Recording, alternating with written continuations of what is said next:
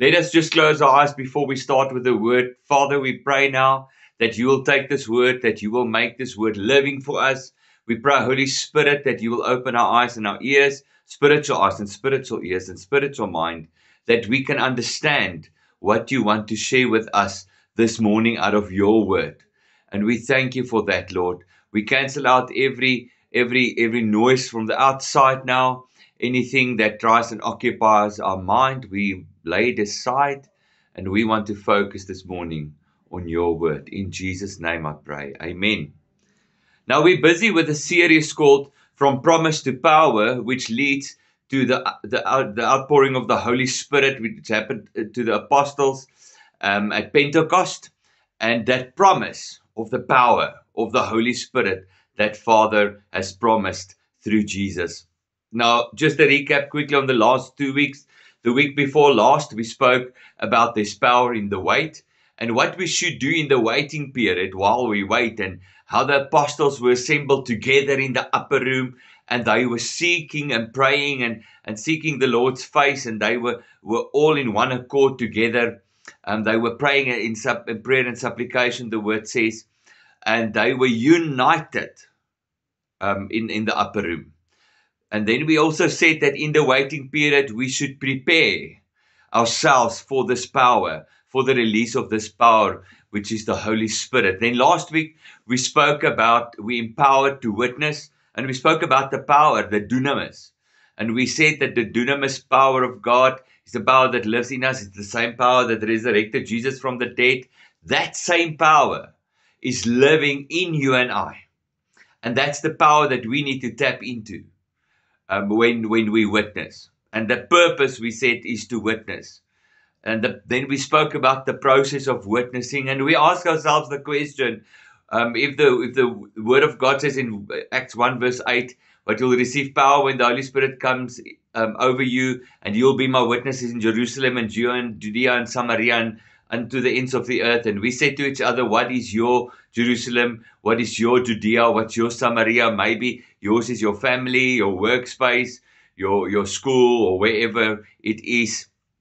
That is your Jerusalem or Judea or Samaria. And then we spoke about the power source, which is the Holy Spirit. In conclusion, we said that the Holy Spirit empowers, and that power is for a purpose, and that purpose is to witness. And we are part of God's mission to reach the lost at any cost. The challenge then we had was to commit to being empowered witness, seeking fresh boldness from the Holy Spirit. And then we invited the Holy Spirit to fill every heart and commission each person for kingdom impact. And we declared that we are empowered by the Holy Spirit. We will speak boldly, and we will love deeply, and we will witness faithfully. Now this morning, I want to speak to you on the topic readiness for the fire, the obedience that prepares the atmosphere. And we're going to look at a couple of scriptures. And the first scripture we also read last week was Luke 24, verse 49, that says, behold, I sent the promise of my Father upon you, but tarry in the city of Jerusalem until you are endued with power on high. Now we must keep in our minds that we are talking about the power of the Holy Spirit and the promise of that power, which God promised through Jesus to his disciples, to say that the Father will send you the Holy Spirit, the power, when Jesus gets ascended to heaven. So that we must remember, that is the promise of the Father, the teacher, the one that will lead us. Now, before we read the next scripture, we're going to read about Elijah on the Mount Carmel and where the fire fell on the altar. And I just want to give us some background on it first. So Israel was in a spiritual crisis in the time during the reign of King Ahab. And King Ahab was married to Jezebel, a Phoenician princess, and she was a devout worshipper of Baal. Now, Baal worship spread throughout Israel, leading many to forsake God and Yahweh. Jezebel also persecuted the prophets of the Lord, and she persecuted them and chased them and gave them a hard time. And Elijah, a prophet of Yahweh, called a drought. He called to the Lord and said, bring a drought of 3 years as a sign of God's judgment, demonstrating that Baal is powerless. And because according to them, Baal was the so-called god of rain. And then Elijah called for drought, and it was dry for 3 years. Elijah then challenged King Ahab and 450 of the Baal prophets, not just one, 450 of the Baal prophets and all of Israel, to a public showdown on Mount Carmel. And then he called Israel to stop wavering and choose between Yahweh and Baal. Now let us read there about this quickly, because it's quite important as part of the message this morning. We're going to read 1 Kings 18, verse 30. From verse 30. Then Elijah said to all the people, "Come near me." So all the people came near to him, and he repaired the altar of the Lord that was broken down. And Elijah took 12 stones, according to the number of the tribes of the sons of Jacob, to whom the word of the Lord had come, saying, "Israel shall be your name." Then with the stones he built an altar in the name of the Lord, and he made a trench around the altar, large enough to hold 2 seahs of seed. And he put the wood in order, cut the bull in pieces, and laid it on the wood, and said, "Fill 4 water pots with water, and pour it on the burnt sacrifice and on the wood." Then he said, "Do it a second time." And they did it a second time. And he said, "Do it a third time." And they did it a third time. So the water ran all around the altar, and he also filled the trench with water. And it came to pass at the time of the offering of the evening sacrifice that Elijah the prophet came near and said, "Lord God of Abraham, Isaac, and Israel, let it be known this day that you are God in Israel, and I am your servant, and that I have done all these things at your word. Hear me, O Lord, hear me, that this people may know that you are the Lord God, and that you have turned their hearts back to you again." Then the fire of the Lord fell, consumed the burnt sacrifice, and the wood, and the stone, and the dust, and it licked up the water, the word says, that was in the trench. Now when all the people saw it, they fell on their faces, and they said, "The Lord, He is God. The Lord, He is God." That God, if we go back to original Hebrew, is Yahweh. He is Elohim, which is said there, just to make us understand also that we're speaking about Yahweh and Elohim. So the introduction is that God didn't send His fire to scattered places. He sent it to a prepared altar. So Elijah had to first repair the altar. So the altar was broken down because of, remember, Jezebel was fighting with and prosecuting the prophets of God, of Yahweh. She was prosecuting them. So they broke down the altar, and it was almost not in existence anymore. So Elijah came and he repaired it. He took 12 stones that represented the 12 nations of Israel, and he rebuilt this altar. And only once he rebuilt the altar, he packed the wood on it. And after he packed the wood, he cut the meat, and he placed the meat on the wood. You see, but God did not send the fire before it was prepared. And part of that preparation was that they had to put on water. Why? Because they wanted to proclaim that God is God. God is the creator, He's Yahweh. See, the disciples back in the upper room were told to wait in Jerusalem and not to run ahead. You see, because they had to wait. And that's what we spoke about, the power in the wait, and what the power is in the wait. And they had to be obedient, because obedience attracts the fire. See, Elijah had to be obedient. He had to listen to the Lord. He had to repair the altar. He had to pack the wood. He had to lay the meat. He had to drench that whole thing with water. Now, you and I know, if we want to braai and the wood is a little bit wet, you can do almost anything and you're going to struggle to get that fire going. So imagine this now, that the altar was built, the wood and the meat, everything was drenched with water. 3 times they pour water on. But the fire didn't come until the altar was repaired and ready.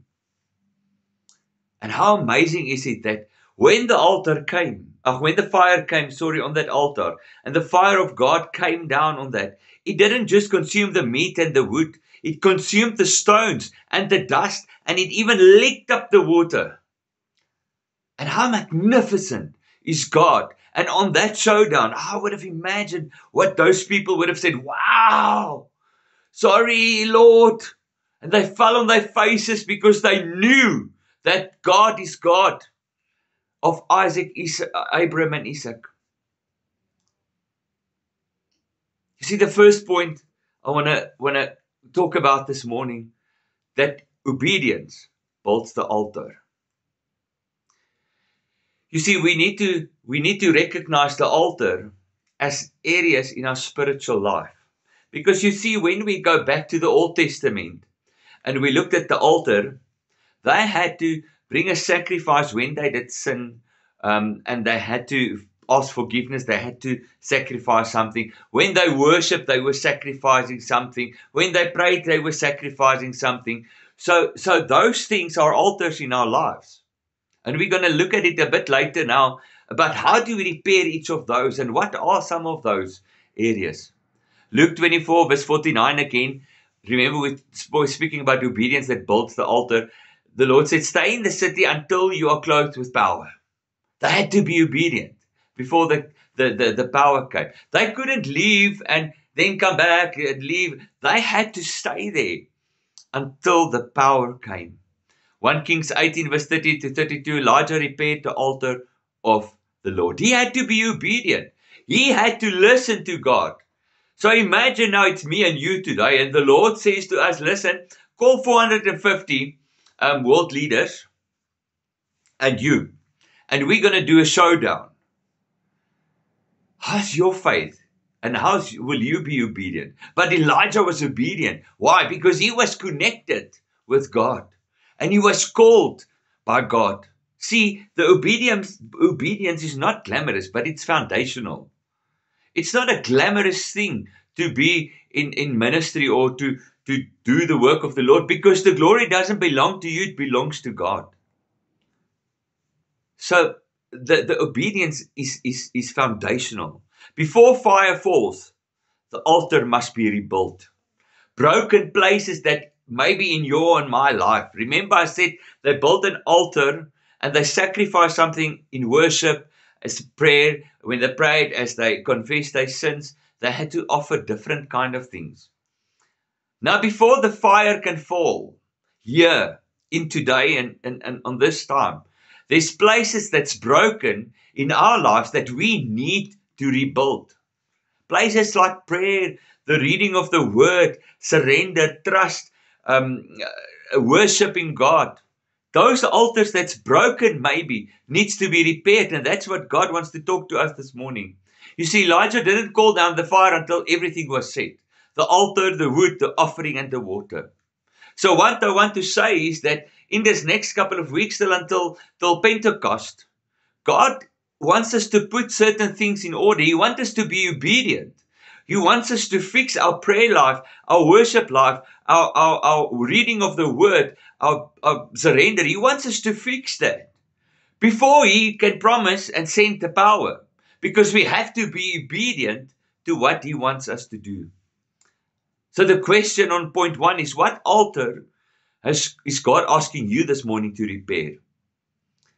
And when we looked at the altars later, you'll be able to recognize which ones. But it's things like prayer life, repentance, or broken relationships. Maybe you've got broken relationships with parents or with siblings, or with kids.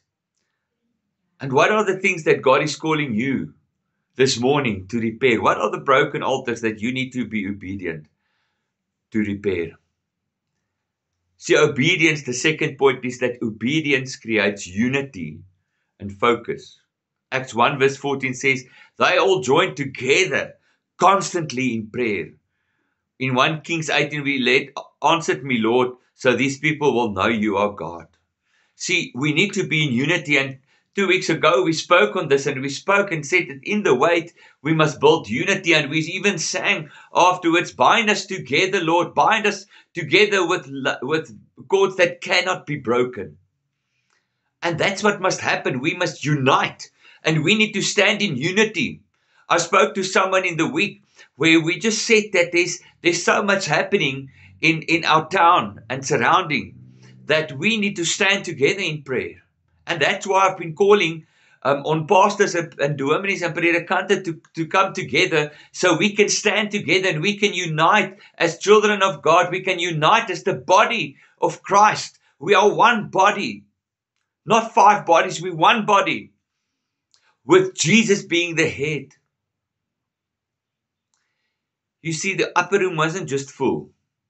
There were 120 people in the upper room that constantly prayed in prayer and supplication, but they were unified.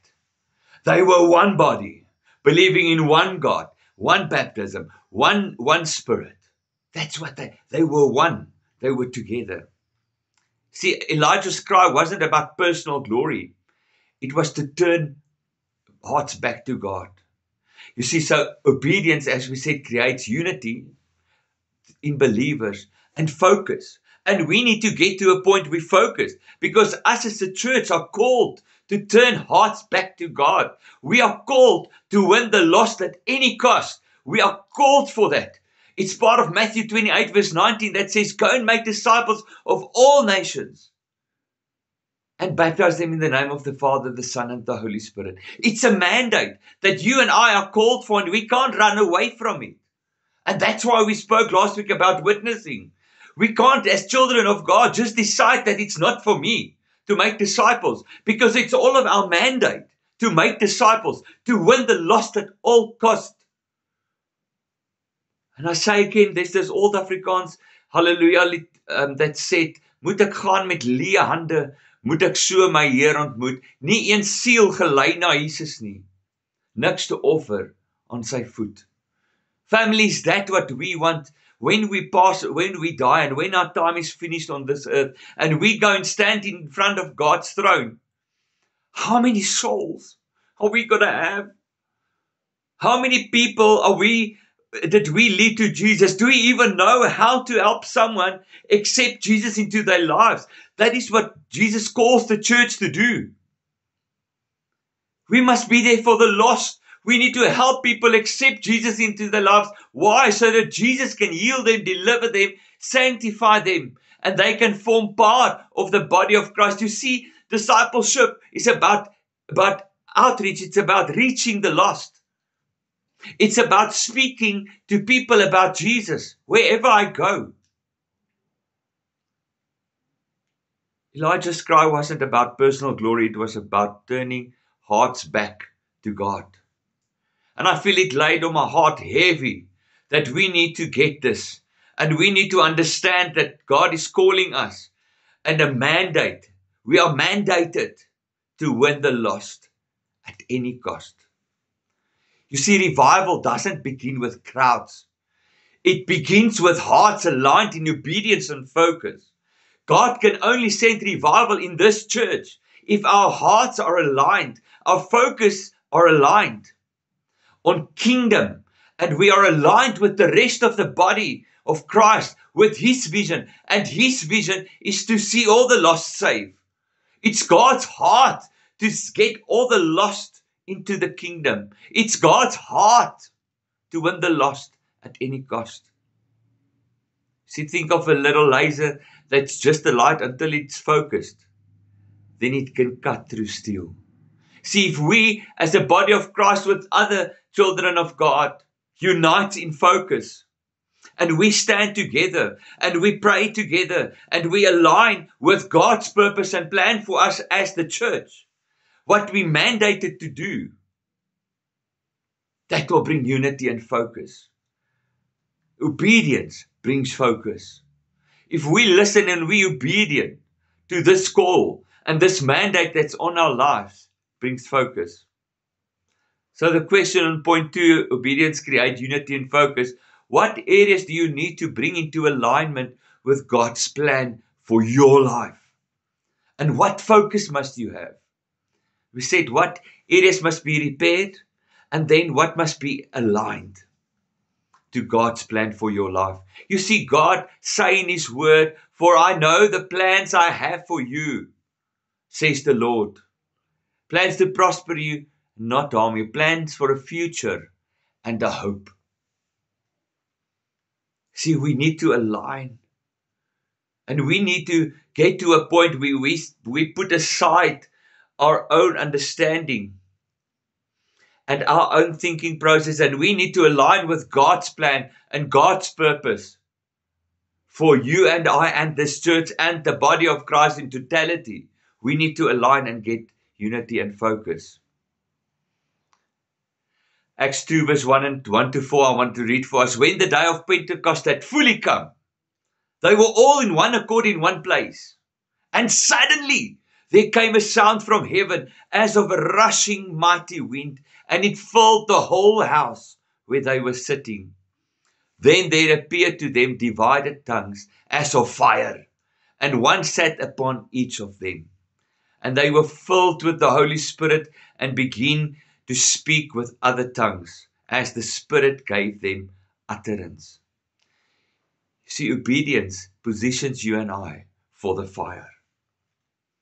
Acts 2 verse 1 says, suddenly there came a sound, and there were tongues of fire, and the Holy Spirit sat on each. And it looked like a fire, a tongue of fire that sat on them. 1 Kings 18 verse 38 we read, then the fire of the Lord fell. It consumed the stones, it consumed the meat, it consumed the wood, it even licked up the water and the dust. See, that fire can only fall once we're obedient and we positioned for that fire. The fire didn't fall randomly. It fell on the prepared altar, on the obedient disciples, and on Elijah's obedient offering. You see, it doesn't just randomly fall. It falls with a purpose. It falls on a prepared altar, a prepared heart. We can almost say that the altar is equal to your heart and the status of your heart. So on the obedient disciples and Elijah's obedient offering, the fire of the Lord fell. You see, fire is attracted to sacrifice. Your surrender, your yes, your availability. That is where the fire falls. So if you are prepared and you are surrendered to God and you say, yes, Lord, I am available. I surrender and I lay down my own thoughts. That's when the fire of God will fall on your life. When the altars are prepared and you are positioned for that fire to fall. Romans 12 verse 1 says, present yourself as a living sacrifice. So are you waiting for the fire without first offering the altar?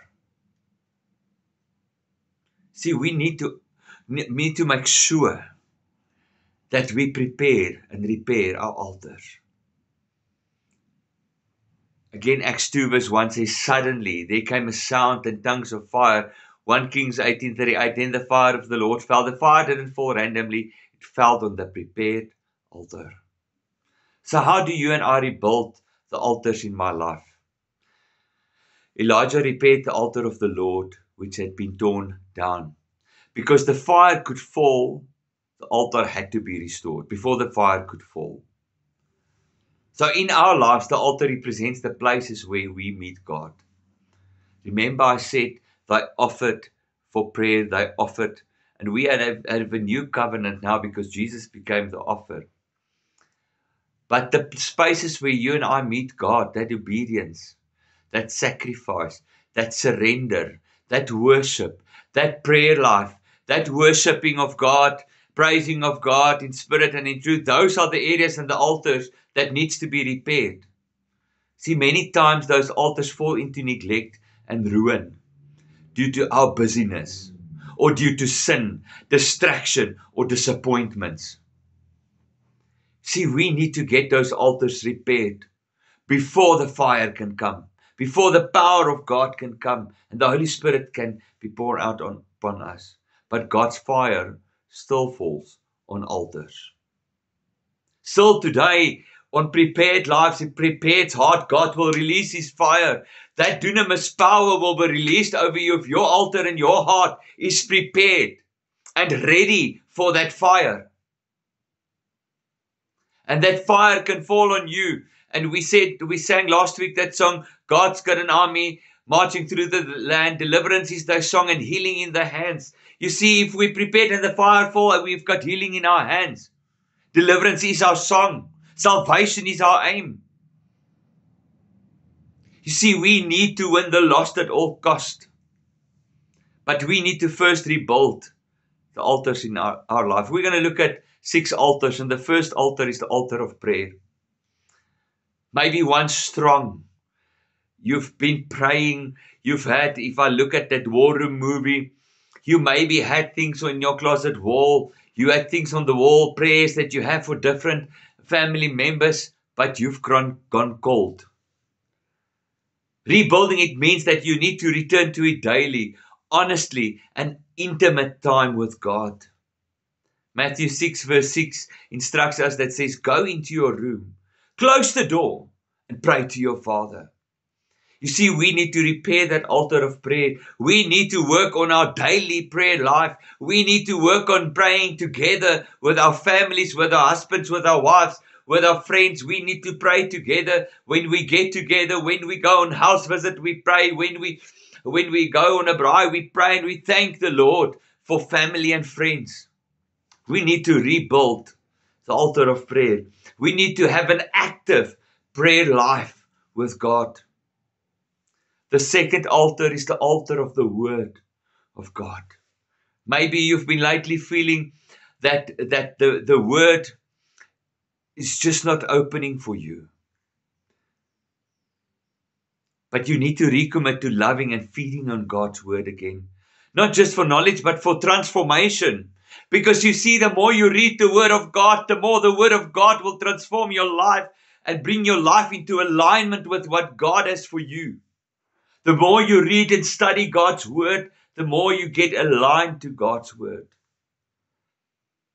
Psalm 119 verse 105 says, your Word is a lamp to my feet and a light to my path. You see, the second altar is the Word of God. That's the altar, that second altar God wants us to prepare. The third altar is the altar of repentance. Maybe there's sin in your life or stuff that you've compromised on. And I preached a while ago and I said, we've gotten to a point in life where we speak about sin as problems. And we've compromised on sin. We've compromised and say, it's a bit linky. There's no such thing. Sin is sin. And we need to get to a point where we confess our sins. Because sin tears our lives apart. God is calling us back to holiness and purity. And I'm getting this picture in my mind where you wear a white cloth and you walk past this black coal the whole time. And every time you sin, you walk past this black coal and it makes a stripe on your white garment. And eventually the whole garment would be full of black lines. God is calling us back to get that garment cleaned. Call us back into holiness and call us back into purity. Psalm 51 verse 17, a broken and contrite heart, O God, you will not despise. We need to get back to being broken before the Lord. Cry before the Lord and say, Lord, I'm sorry. I'm sorry I've sinned against you. But you see, we've become so accepting of things in our lives. And we've compromised on holiness and purity. And the third altar is the altar of repentance. The fourth altar that God wants us to repair is the altar of worship. See, worship is more than music. It's a lifestyle. It's a surrender. It's getting to that point where you say, Lord, I surrender to your perfect plan and will for my life. Not what I want, not the dreams I want, but your dreams in me. Rebuilding it means choosing to worship even in pain. Even when nothing changes, we want to worship God. Romans 12 verse 1 again, offering your bodies as a living sacrifice. The fifth altar this morning is the altar of obedience. Maybe God asked something of you and it got delayed, ignored, or excused. God maybe said to you, like He said to me 17 years ago, my son, I call you into full-time ministry, and for 17 years I left it one side. And then the Lord said to me after 17 years, He said to me, my son, this is the last time I will call you, or I will find someone else to do what you are supposed to do. Maybe you're sitting here this morning and you have been called. You've been called to do something, and God has called you to do something for His kingdom, for the kingdom of God, but it got delayed, or you ignored it, or you find excuses not to do it. See, God wants us to this morning repair that altar of obedience. Rebuilding this altar means saying yes again, even if it's costly, even if it's not going to make you famous with your friends or your family. But if you need to say yes to God for something that He has called you for, He wants you to do that today. 1 Samuel 15:22, to obey is better than sacrifice. We spoke about the sacrifices. To obey and walk in obedience is better than sacrifice. The sixth and the last altar is the altar of community. Maybe you've disconnected from your spiritual family. You may be in this church this morning and you haven't been here for a while, and God is saying to you, restore your altar of community. We need to restore what we do for our community, our friends, our families, our church community, and the community that we live in. God has called us to do outreach in the Word of God. It says, go and make disciples of all nations. Doesn't matter who it is. That's what we are called for. We are called to repair that altar of community. We need to understand that, yes, we've got a church, but we can't just focus and implode. God is calling us with a mandate. See, Acts 2 verse 42, they devoted themselves to fellowship. God is calling us to fix our community. Yes, firstly, our community of believers, our community or our community of family, our community of believers, the church, and then also on the outside. So what altar this morning has been torn down in your life? What's God asking you to rebuild before He sends the fire? Let us confess together, I'm prepared. But we first need to fix these altars before we can and confess this. But we need to get to a point where we confess together, I'm prepared, I'm positioned, I'm obedient. Let the fire fall. Let us close our eyes. You may be sitting here this morning and you say to me, Pastor, Reverend, Johan, doesn't matter.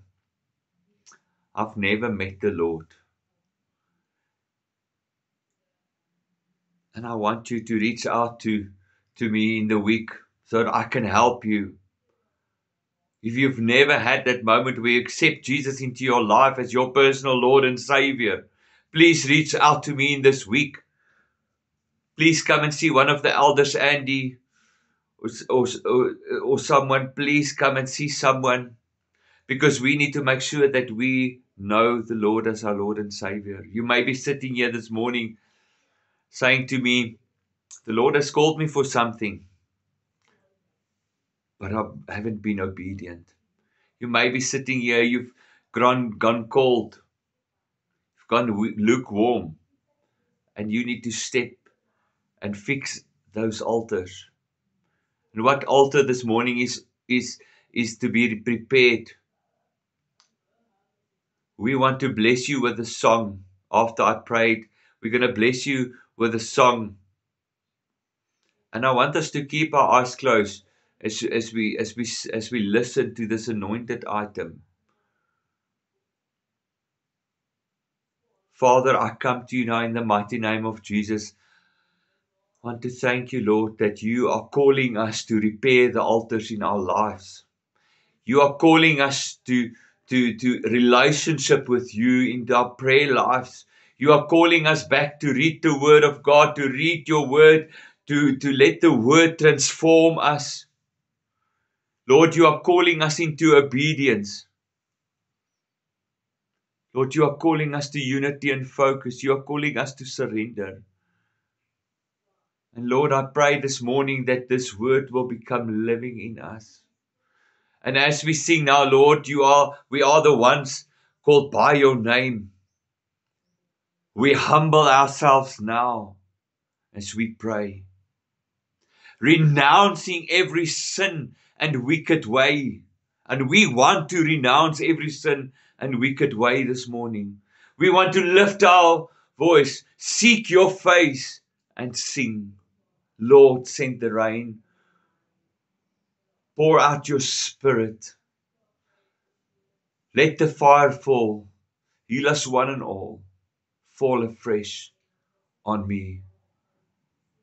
Let's keep our eyes closed as we listen to this song this morning.